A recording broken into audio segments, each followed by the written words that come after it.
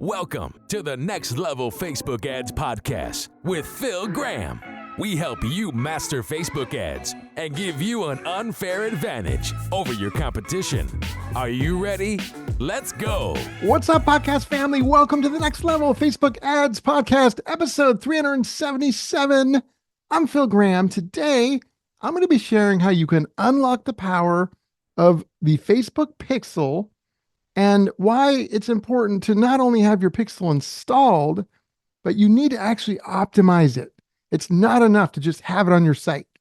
And so today, I'm going to share my main top 3 optimization steps that advertisers should take with their pixel.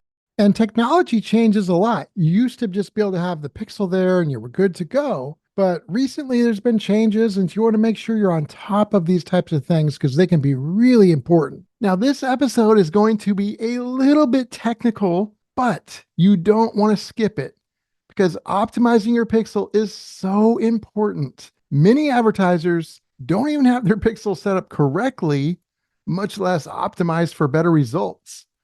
And most of you probably know this part, but in case you don't, the pixel is very important because it's what gives Facebook and gives you the data and information on who does what on your website. And you need to make sure and optimize that pixel as much as possible because most advertisers are not doing that. So today I'm going to share these 3 main optimization steps, and I'm going to keep it as simple as possible. So welcome to the show, my friends. I can't believe it's already the end of July. It's literally not that far away from football and fall. How cool is that? But until then, I hope you guys are enjoying your summer as well. Now, if you guys want to get in touch, if you're looking for somebody to run your ads for you, or if you're looking to learn how to run ads properly, one-on-one through coaching, for either one of those things, just go to my website, philgrahamdigital.com, or you can DM me on Instagram at philgrahamdigital. And I would love to connect with you. I'm super passionate about helping people as much as possible. All right, so I'm going to jump right in. We're going to keep this short, sweet, full of value, very actionable, and like I said earlier, as simple as possible.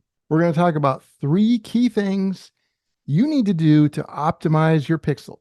Now, if any of this stuff seems hard and you just don't know how to do it or you don't want to mess with it, you can always hire somebody to do it, including somebody on my team. So feel free to get in touch. But I do want you to know everyone listening has the ability to do these 3 steps themselves if they want to. It's very doable, and I'm going to teach you how to do it today. So before I share the 3 steps, I want to talk about how you get to the place in the Facebook Ads Manager where you're going to do these things. You should already have your pixel installed. If you don't, that's a whole nother episode, or you can just contact me directly. With that being said, what you want to do is you want to go to Ads Manager, and you've got to do it on a desktop computer. You don't want to do this part on a phone or iPad. Make sure you're on a desktop. In your Ads Manager, you want to go to the settings. In the settings, you want to choose Events Manager. Events Manager. So once you're in Events Manager, on the far left, there's going to be some icons, and you want to choose the icon that says Data Sources. Now, once you're in Data Sources, you're going to see your pixel on the right-hand side of the screen, and you're going to click on Settings. It's going to say Overview, Test Events, Diagnostics, History, and Settings. Make sure you click on Settings. Then everything below that is what you're going to need to do. It's what we're going to talk about today. I just want to make sure that you guys get to the right place when it's time for you to do this. And this might be the kind of episode that you listen to all the way through just to see what you're going to have to do. And then you come back to it and listen to it and pause it as you do these steps. I'm sure plenty of people will do that. Okay, step 1, you want to turn on automatic website matching. It's one of the first things that'll come up. For most advertisers, it's probably toggled to off, and you definitely want to make sure to turn that on. So that can help you attribute more conversions to your ads and also get more people into your remarketing and retargeting campaigns.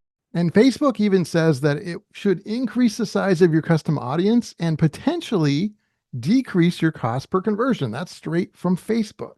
So I don't want to get into a bunch of technical stuff on this, but essentially what Facebook does when somebody gives you information like an email address or phone number, Facebook can try and match that to a Facebook user when you have that turned on, and it's just easier to do. And there's more to it, but bottom line is you just want to make sure you turn that on. It's called automatic website matching. So that's step one. Okay, step two is event setup. That's right under the automatic website matching we just talked about. And you want to turn on the option to track events automatically without code. And again, for some reason, I don't know why it's off, but for some reason, for a lot of advertisers, it's defaulted to off, which is crazy because when it's on, it will allow your pixel to find and report on website events like purchases and different things like that, leads based on website traffic, button text, and other metadata on the page.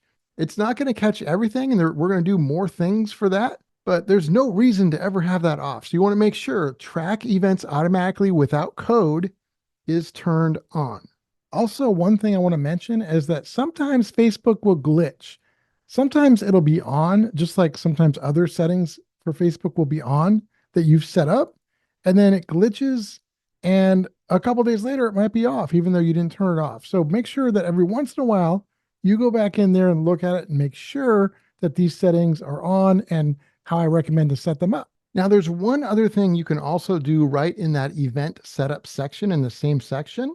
And you don't have to do this, but I would still recommend doing it. And that is the event setup tool. So there's a button there that says open event setup tool. So I recommend you click on that. So once you click on that button, you're going to put your website address in there or your landing page, wherever you're sending people from your ads to your website. You're going to put that URL in there.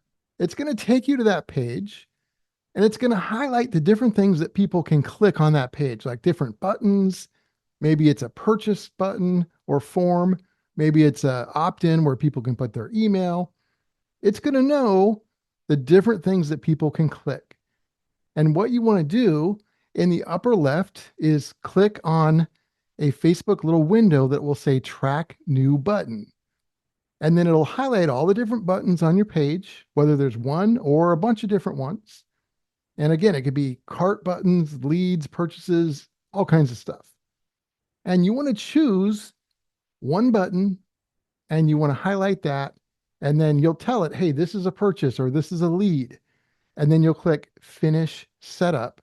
And you can do multiple. If you have 3 or 4 buttons on one page, you can do one and then do the next one and the next one. So you can manually set up these events specifically to be tracked in addition to the automatic tracking that I just had you do a minute ago as well. I would do both of these things.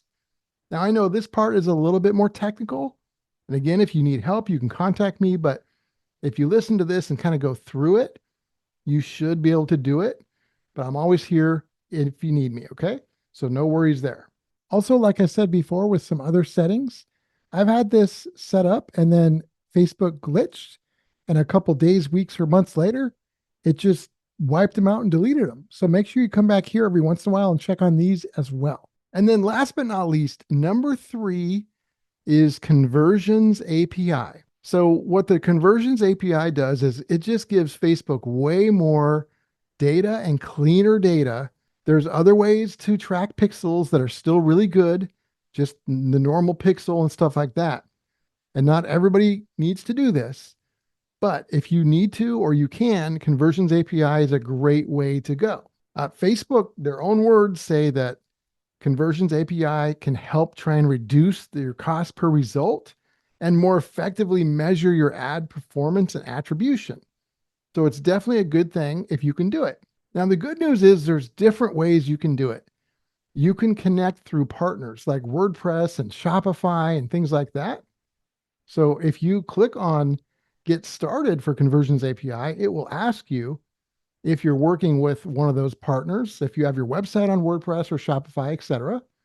And then if you do, it helps you more quickly and easily set up that Conversions API.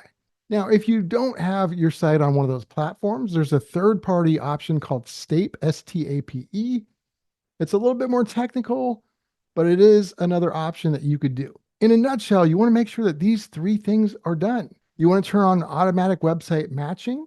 You want to turn on automatic events. You also want to create those standard events that I talked about on your website or landing page. And then you want to try and enable Conversions API. And that will really help you optimize your pixel.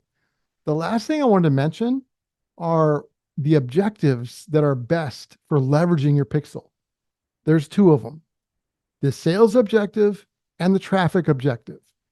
It doesn't mean you should not run ads with other objectives. You should, but just know when you're using sales and then also the traffic objective, they are the best objectives for leveraging the pixel. That's not just me talking, that's straight from Facebook.